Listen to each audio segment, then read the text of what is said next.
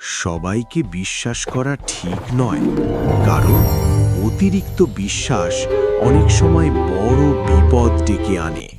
এক সময় এক ব্যবসায়ী তার উট নিয়ে গভীর জঙ্গলের ভেতর দিয়ে যাচ্ছিল। হঠাৎ উটটি অসুস্থ হয়ে পড়ে। ব্যবসায়ী বাধ্য হয়ে উটটিকে জঙ্গলেই রেখে একা নিজের পথে চলে যায়। জঙ্গলে উটটি যা খাবার পায় তাই খেয়ে ধীরে ধীরে সুস্থ হয়ে ওঠে। কিছুদিন পর সে আবার শক্তিশালী ও সুখী হয়ে যায়। আবার শক্তিশালী ও সুখী হয়ে যায়। এই জঙ্গলেই থাকতো এক সিংহ, এক শিয়াল আর এক কাক। তারা সবাই মিলেমিশে বসবাস করত।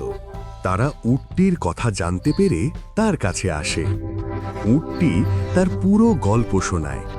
এরপর চারজনের মধ্যে বন্ধুত্ব গড়ে ওঠে। উটটি তার পুরো গল্প শোনাই।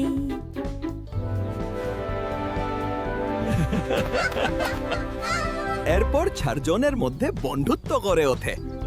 একদিন সিংহ একটি হাতি শিকার করতে গিয়ে মারাত্মকভাবে আহত হয়। আঘাতের কারণে সে গুহা থেকে বের হতে পারে না। সিংহ শিকার করতে না পারায় শিয়াল, কাক আর উটও খাবার জোগাড় করতে পারে না। সবাই ক্ষুধায় কষ্ট পেতে থাকে।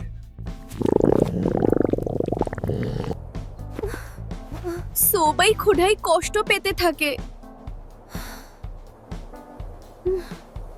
আমি খুব ক্ষুধার্ত। শিয়াল, তুমি একদিকে যাও। কাক, তুমি আরেক দিকে যাও। তিনজনই তুমি উল্টো অনেক দিকে যাও। খোঁজাখুঁজি করল, যেভাবেই হোক খাবার নিয়ে কিন্তু ফিরে এসো। কেউই কোনো খাবার পেল না। শেষে তারা আবার এক জায়গায় মিলিত হলো।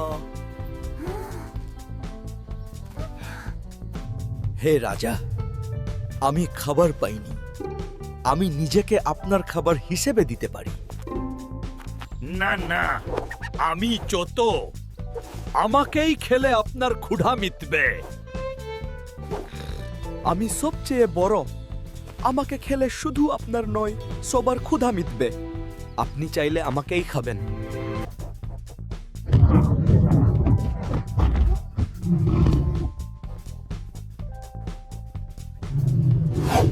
ধূর্ত মানুষ বন্ধুর মুখোশ পরে থাকলেও সুযোগ পেলেই নিজের স্বার্থ পূরণ করে।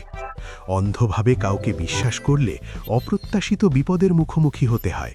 সময় এলেই খারাপ মানুষের আসল চেহারা বেরিয়ে পড়ে। অন্ধভাবে কাউকে বিশ্বাস করো না।